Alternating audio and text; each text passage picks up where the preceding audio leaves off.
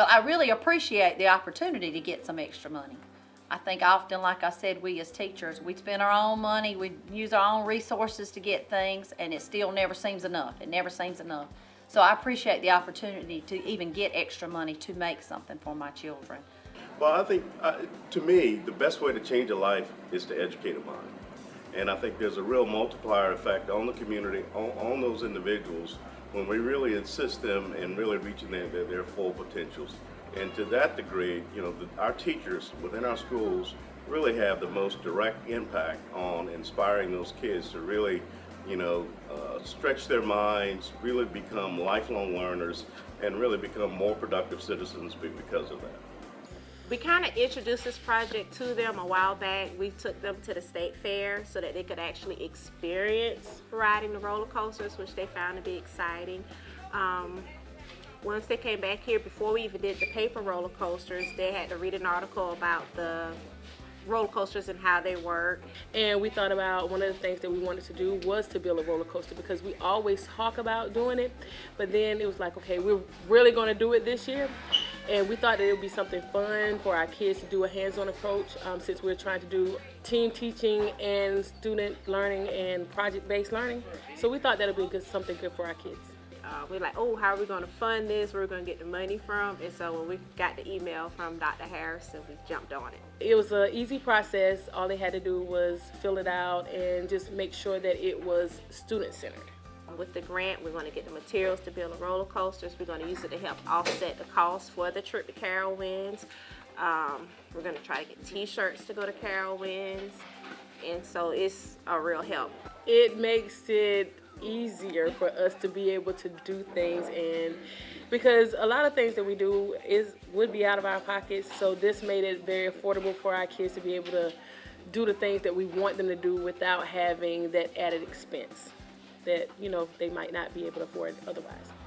We're looking for that teacher that goes over and above what they're required to do, so to speak. And we've got a ton of them in the district. We've always known that, and we've always seen that. And we're not looking for capital improvements, buildings, and so forth, fields and stadiums. We're looking to make the small things in the classroom to help that teacher convey her subject matter to that student. The small things that matter is what we're looking to do.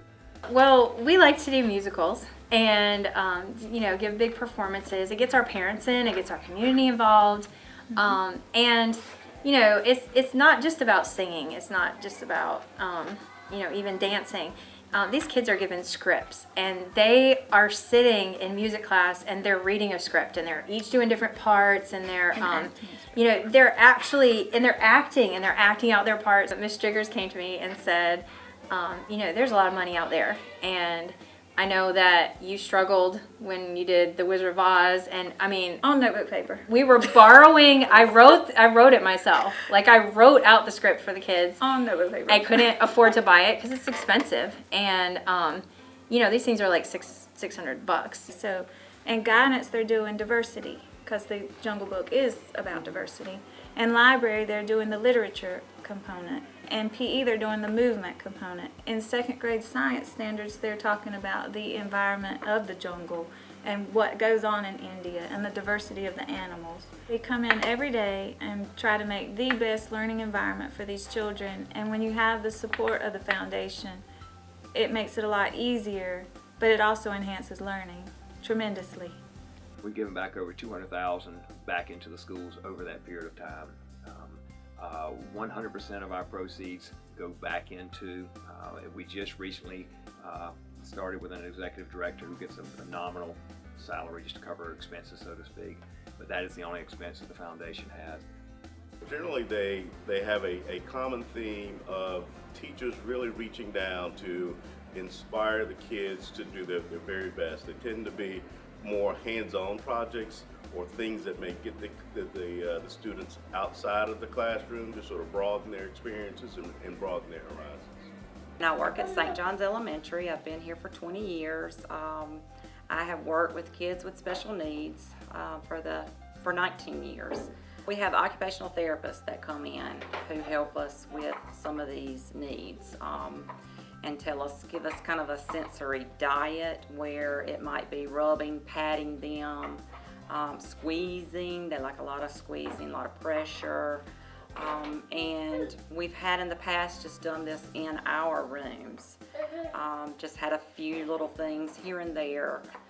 And through the grant, which a coworker had told me about, I looked into it a little bit more, and we thought of doing something together and having a room for these children that need extra sensory issues to help with those things. I know many of our older students have had the stimulation in the classrooms too much and they need to get away, have come over here, had their calm down time by using the sand table or sitting in a sensory boat or using our steamroller squeezer just to relax, meet those sensory needs, and then they can return to the classroom and sit back down and work a little bit longer. I'm very passionate about this. You look at how our society rewards people in jobs and professions, and it's so sad to look at our public sector, such as teachers, and how, I won't say poorly, but how they are relative to some other professions. I just can't imagine. We're giving them that sole responsibility to go out and educate our children, our kids, our community, our society, yet giving them so little resources to do it with. So we're asking them to do more, and every year they seem to be getting cut. So I would say when I'm talking to a business person or an individual about a contribution to education foundation, it's for the teacher. It's not going in her pocket. No one's ever pocketed. We originally started out giving them $250, $500, $750 in their pocket. I don't know of a one that did that. It's gone right back into that classroom, and that's where this all came from, because they wanted to do things for those kids. So here we are talking about people who aren't compensated for the job or the responsibility that we're giving them to do as a society. So I say to you, this is 100% into the classroom, into the teacher to help them do their job, so to speak. I guess is the biggest thing I'd say to somebody. I would like to just say really thank you to really the business community and to the citizens within Darlington County that have supported us over the years. Generally, we've received very good public support through the years. I think we want to continue to grow the foundation so that we can continue to give more and do more for the students within Darlington County.